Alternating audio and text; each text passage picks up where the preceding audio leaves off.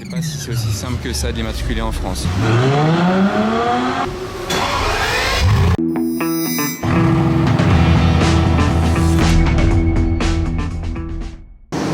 Hello everybody, this is Fipe. J'espère que vous allez bien les amis et que vous n'avez pas trop chaud. Huracan Evo.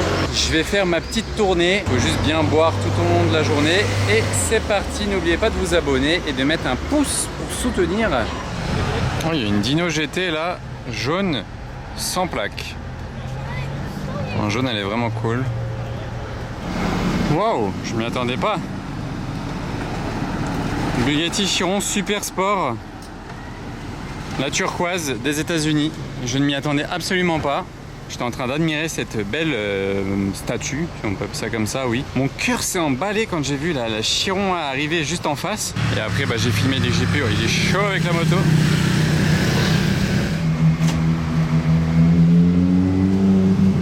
« 16e. Tokyo Drift.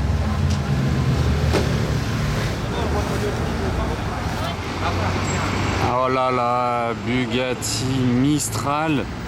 Mais j'ai cru que c'était la Chiron qui revenait parce que c'est la même couleur. Je me dis bah tiens, il refait un tour. Bugatti bleu turquoise assez large. Mais what, il va chez Bugatti Monaco on dirait. Je l'ai jamais vu celle-ci en plus de ça, donc je suis refait dans le combo. Elle est belle celle-ci. 12 cylindres Spider, très belle config. Donc effectivement je suis choqué car dites-vous qu'à Monaco, en plaque Monaco, on a deux Bugatti Mistral qui ont été livrés chez Bugatti Monaco ici. Elles sont d'ici. Les deux ne roulent jamais. La deuxième c'est la noire intérieur bleu. Je l'ai déjà vue, j'avais eu la chance de la voir quand le propriétaire l'avait reçue. Donc il l'avait sorti parce qu'il venait de la voir. Depuis je ne l'ai jamais revue, mais bon c'est pas grave. Au moins je l'ai vue on va dire. Donc ça c'est fait. Mais par contre celle-ci, non. Je ne l'avais jamais vue. 1600 chevaux, comme la Chiron Super Sport qui vient de passer. Et on commence à les connaître les Mistral maintenant. J'en avais vu très peu jusqu'à cette année à Monaco. Mais maintenant, vous savez que j'en ai vu pas mal ces derniers temps. Et en plus de ça, j'ai même eu la chance de faire un tour dedans de Monaco jusque dans les hauteurs de Monaco avec mon pote Davcar dans sa Mistral Carbone. Wow! Il nous a fait entendre le moteur de la 750S, dis donc. Et là, du coup, on la retrouve devant chez Bugatti Monaco. J'ai l'impression qu'ils vont la mettre dedans, non? Et qu'ils vont sortir la Veyron qui est là. Et vous voyez le clignotant, donc là, il a les warnings. Ça remplit vraiment tout le phare. Il est immense, le clignot.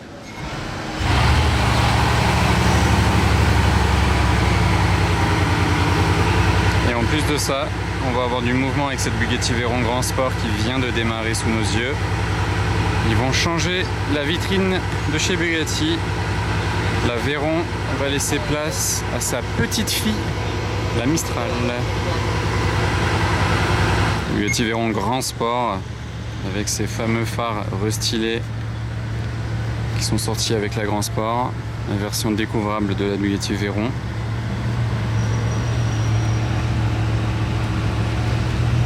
Celle-ci n'est pas bicolore. C'est vrai que les Veyrons sont très souvent bicolores, mais celle-ci elle est blanche et blanche.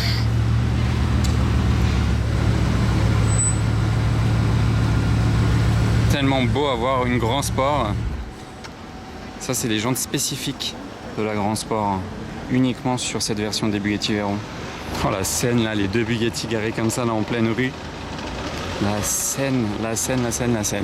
Ah, je crois que le vendeur Bugatti va à présent rentrer la Mistral dans la concession. Je vais vous filmer ça.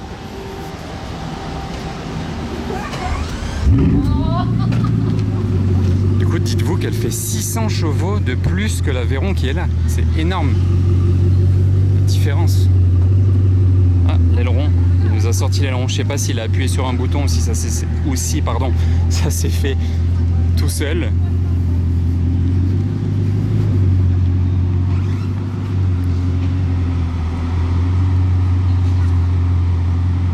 Voilà, on a en plus de ça le plein soleil qui tape dessus.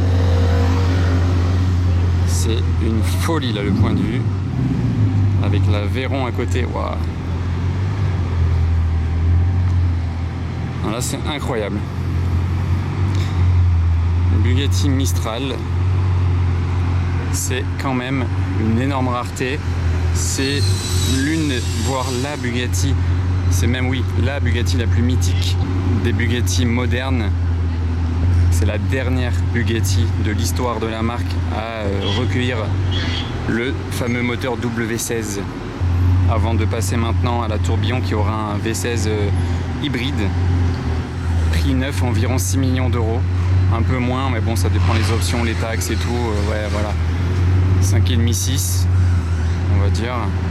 Depuis le temps que je voulais la voir, celle-ci à Monaco, elle ne sortait vraiment presque pas. Vous savez que je suis quand même beaucoup là hein, à arpenter les rues de Monaco et à vous filmer les voitures de Monaco. Donc dites-vous que si je ne l'ai pas vue, c'est que franchement, elle est dure à voir et elle sort pas beaucoup.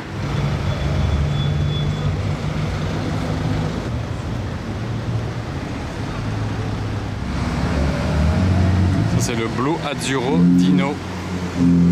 Et d'ailleurs, en parlant de couleur, le bleu Bugatti que j'appelle le bleu Bugatti, là qu'on retrouve sur toutes les Bugatti, dont la Mistral qui est là, c'est le Blue Light Sport. C'est le nom du bleu, Blue Light Sport.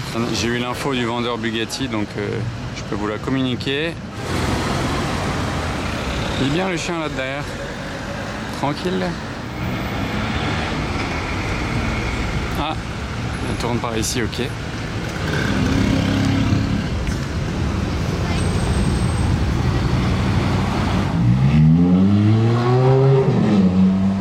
J'aime beaucoup la config de cette Aston Vantage. Bon là elle est à l'ombre hein, mais c'est un beau bleu avec des jantes grises. C'est beau.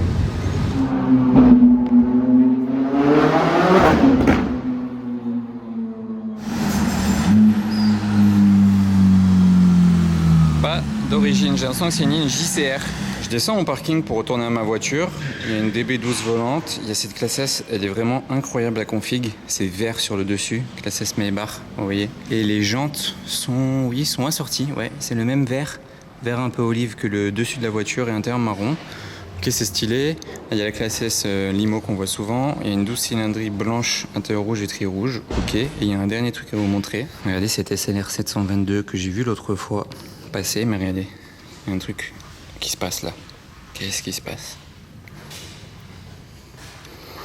Ah ouais. Ils l'ont vraiment laissé comme ça. Plein changement de pneus, enfin, visiblement. Improbable de voir ça. Et moi j'arrive à présent, tu vois, j'étais là, au coin. Il est vraiment magnifique. Ce Cullinan plaque Dubaï, Black Badge, dernière génération, les phases 2. Série 2, on appelle ça chez Rolls. Il est sublime.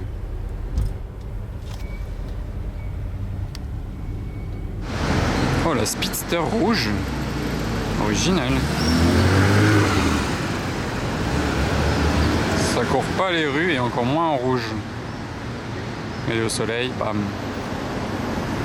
Alors d'où vient cette voiture? C'est quoi cette plaque d'immatriculation? C'est en Asie déjà, ça c'est sûr. Mais où en Asie? Est-ce que vous avez l'information? D'où vient-elle en Asie? Je sais même pas ce que c'est d'ailleurs la voiture, mais je suis plus intrigué par la plaque que par la voiture pour le coup.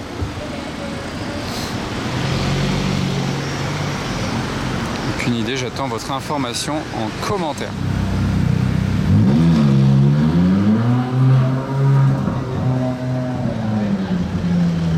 Voilà, config de cette F8 là, Viola Hong Kong.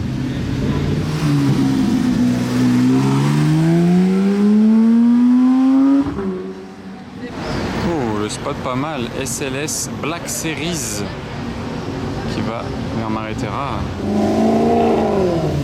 Ah, c'est le chalet, enfin c'est le Bentayga Chalet édition de Stadtguy. Est-ce que vous en avez entendu parler? Il a sorti une édition avec Bentley en collab, édition chalet. Dedans il y a du bois, tout ça. C'est Maybach SF90. La fête n'est pas finie. GT3 RS, DBX 707 et Huracan Evo qui a tourné juste là-bas et McLaren Artura qui arrive ici. Ouais, c'est quoi cet aileron?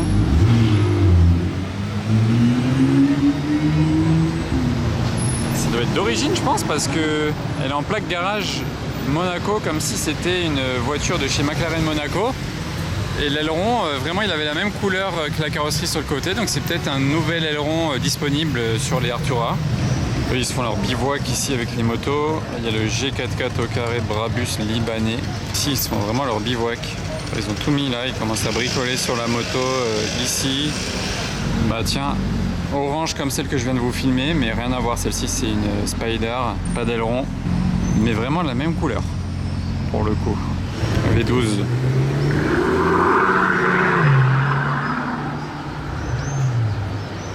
S65 AMG avec un petit kit V12. V12, vous avez bien entendu. G65 AMG Brabus. Après la S65 V12 que je viens de vous filmer. C'est beau l'enchaînement.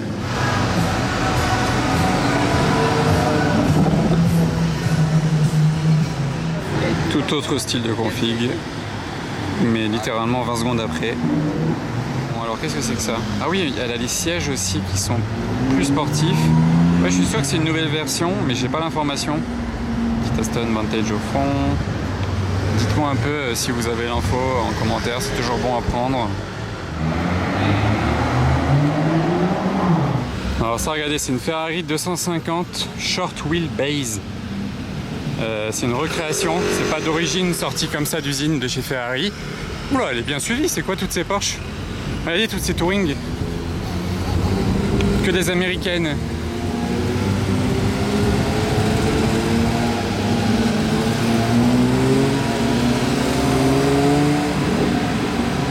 Les Américains qui ont pris livraison de toutes leurs Porsche en même temps, regardez. Il y en avait combien? 4 ou 5? Il y en a une GT3 Touring, une deuxième GT3 Touring. Ouais, elles sont belles en plus les configs, que des américaines. Ça c'est une GT3 normale, ça c'est une Touring. Et derrière il y a une Carrera là, normale. Et en fait, ah là il y a une autre GT3 Touring. Et là une autre GT3. Et là une Porsche Turbo. Et là une normale. Ah non, et là il y a une Turbo en plus aussi que j'avais pas vue. Comment c'est possible? J'allais dire, c'est quelques amis qui ont dû décider de se faire livrer en même temps en Europe, de se faire un road trip avant de les ramener aux États-Unis. Mais là, c'est pas possible, il y en a trop. C'est un concessionnaire qui a tout organisé pour des clients. Je sais pas comment ils ont fait pour en avoir autant. Là, ils ont tous les bagages. Mais le convoi est vraiment ouf. Et du coup, là, ils ont démarré à l'usine Porsche à Stuttgart. Elle est belle celle-ci, hein. Et de l'usine Porsche, ils sont partis en road trip en Europe. Là aujourd'hui, ils sont à Monaco. Et déjà, ils ont dû bien rouler, passer par la Suisse et tout. Et quand ils auront fini ça, les voitures prendront l'avion ou le cargo, je sais pas, à voir, direction les États-Unis. Et ils les récupéreront chez eux. S65 AMG Cab. C'est une 65, donc V12. Sachant que j'ai vu tout à l'heure S65 Berline en V12 et G65 aussi en V12. 3 dans la journée.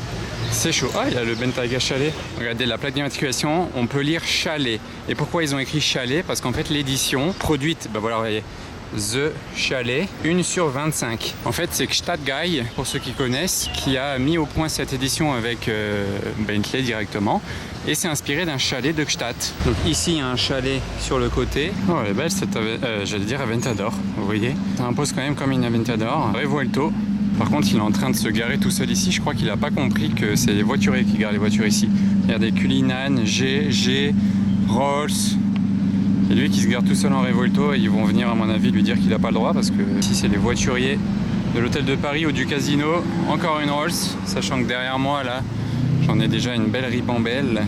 C'est tellement stylé. Une Aventador première génération comme ça. Wow. Black and white, celle-ci. Hein. Un style tout à fait différent. Mais très cool, GT2 RS. Un monstre de puissance. Regardez la couleur, la config même de ce Purosangue. Pas mal, hein? Ça change, c'est original. Bon, vous savez que l'été il a bien démarré à Monaco. Quand vous passez devant l'hôtel Hermitage, que vous voyez ces voitures, tout celle-ci. Cette Batmobile est là tous les étés. Elle a retrouvé sa place devant l'hôtel Hermitage. Ici, il y a un autre style de Batmobile, une Rolls-Royce Race Mansory, avec l'intérieur très sympa, bleu clair. Vous voyez, elle fait très Batmobile aussi. Mais là, voilà, on a celle-ci qui est immatriculée, je sais pas exactement si c'est Qatar ou Koweït, peut-être Qatar, je sais pas exactement.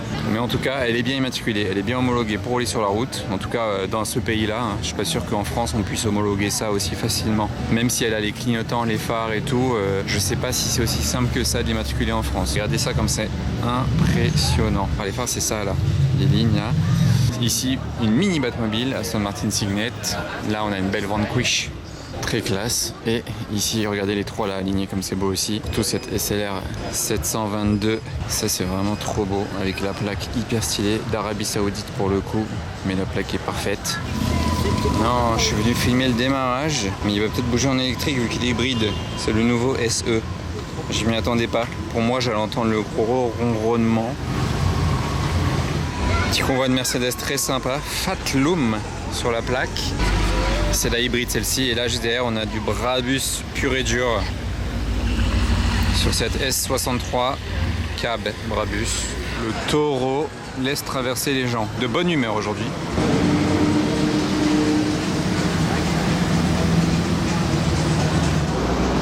Et à présent Daytona SP3, plaque SP3. Elle est vert carbone celle-ci. Là, ça se voit pas forcément avec cette lumière, mais c'est vert carbone apparent. L'option à 500 000 € de chez Ferrari, vous voyez, c'est du carbone apparent. Vert, mais vert, voilà, vert assez subtil. C'est vrai que là, ça fait gris, mais voilà. Je vous l'ai montré déjà l'année dernière, on avait eu un petit peu de soleil dessus. Je l'avais eu garé, je vous l'avais montré, donc bon, voilà. C'est quand même un très beau spot et avec une plaque très cool. Sachant qu'il a la SP3 plaque SP3 mais il a aussi une SP2 plaque SP2.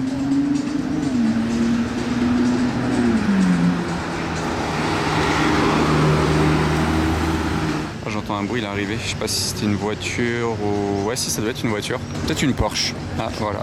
Je vous avais dit une Porsche. Ça n'a pas loupé. Il a une ligne. Fait un bruit.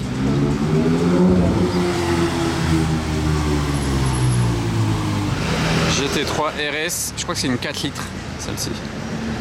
Ah, j'avais un bon point de vue.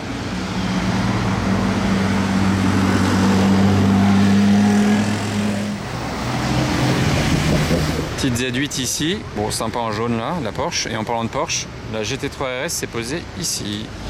Petit RSQ8 ABT de Verstappen, mais c'est pas lui dedans. Mais il est bestial en tout cas, hein. Et il est assez discret en gris.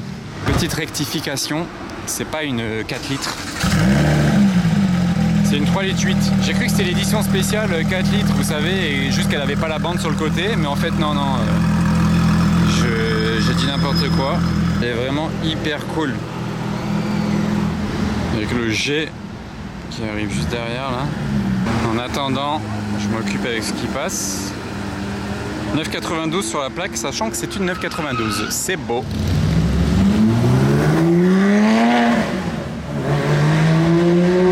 Quelle belle mélodie. Je sais pas si je l'avais vu encore, mais plaque Dubaï, c'est très Volto. Je crois pas l'avoir vu jusqu'à présent. Une nouvelle du coup arrivée pour les vacances. Plaque sympa. Vous savez qu'une plaque comme ça à seulement 3 chiffres, c'est genre 200-250 000 €. Hein. Bon, ça c'est pas une plaque Dubaï, mais elle est pas mal sa plaque. Géorgie. Il roule doucement. La fameuse Chiron Super Sport style Black Bess. Mais quelle classe de passer au ralenti avec ça là, comme ça devant tout le monde. Wow. L'une de mes préférées. Je réitère mes propos. Version Super Sport, là vous voyez, la petite plaque, voilà, je parlais du prix des plaques, la sienne elle est à 2 millions d'euros il me semble. Un petit peu plus que 2 millions. 2,5 millions je crois, c'est le propriétaire lui-même qui avait donné l'info. Waouh.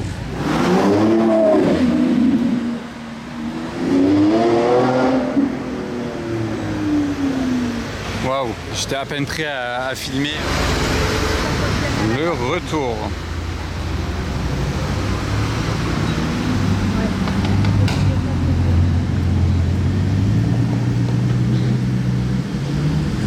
F12 TDF, plaque F12.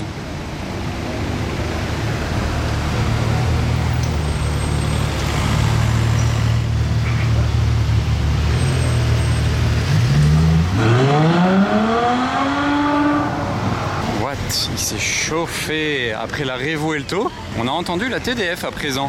Regardez dans les bouchons ce qu'on a. Urus, Cullinan Black Badge série 2, le nouveau, ah mince, le Viano. Classe G, le Porsche, Range Rover. Et regardez à présent Urus de Dubaï. Et juste en face, Puro Sangue et Revuelto. Ah, et là-haut, regardez. Revuelto orange.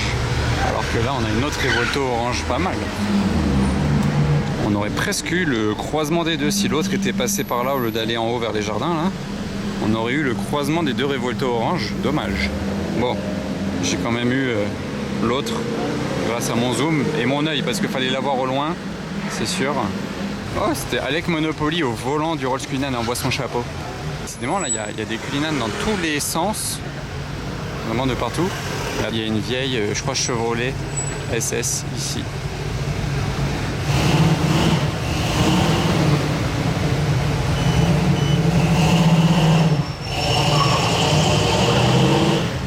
Très belle cette Morgane.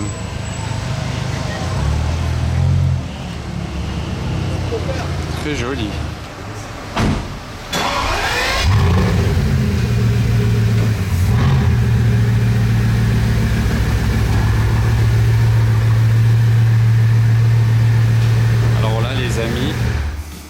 Regardez où on est, et regardez avec qui je suis.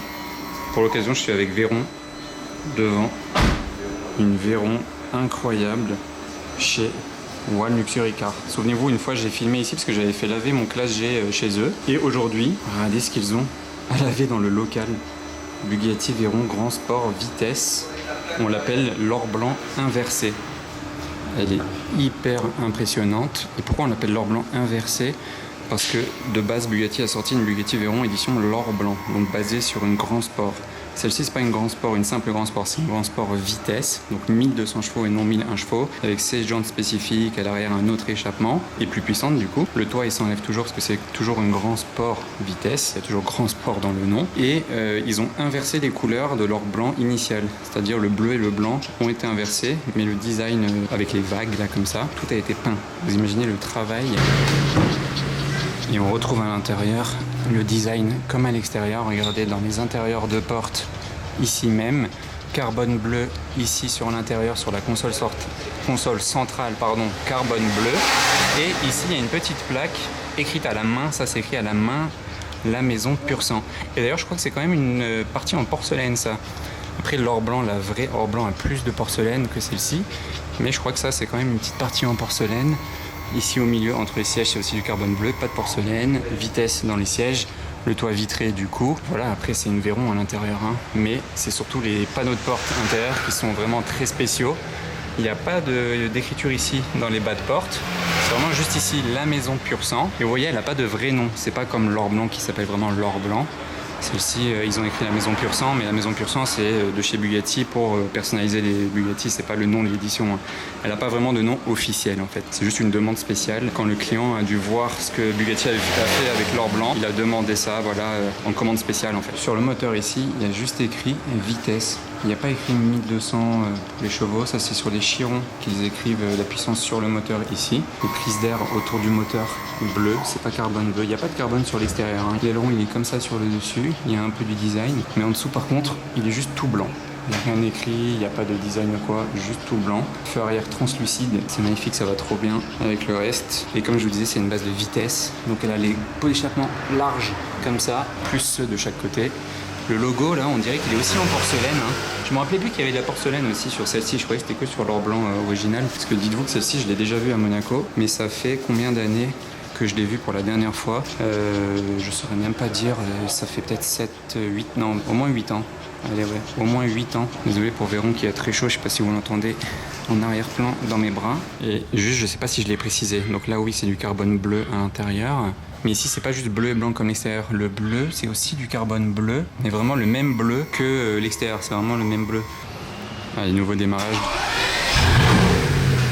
Du W16. 1200 chevaux. Non, mais cette face avant. Et en plus de ça, le design avec les lampes qui sont au plafond, on dirait que sur le capot, il y a encore plus de liseré blanc. Mais c'est vraiment les lampes du plafond. Franchement, là, vous passez par là, vous voyez ça à l'intérieur. C'est une folie. Elle met une claque, hein. Elle peut pas laisser indifférent quiconque la verrait. C'est impossible, même si vous savez pas que c'est une Bugatti, vous vous direz mais c'est quoi cette voiture? Et je rappelle que Bugatti n'a sorti que 4 Veyron avec ce style de vague. Donc il y a celle-ci, il y a l'or blanc qui était la première, la précurseuse, qui est en Arabie Saoudite. Il y en a une aux États-Unis, chez un gros collectionneur Bugatti en Californie. Et la dernière en Asie, au Japon, si je dis pas de bêtises. Mais en tout cas, c'est en Asie, c'est sûr. Donc c'est la seule en Europe, en fait. Il y en a une sur chaque continent, hein.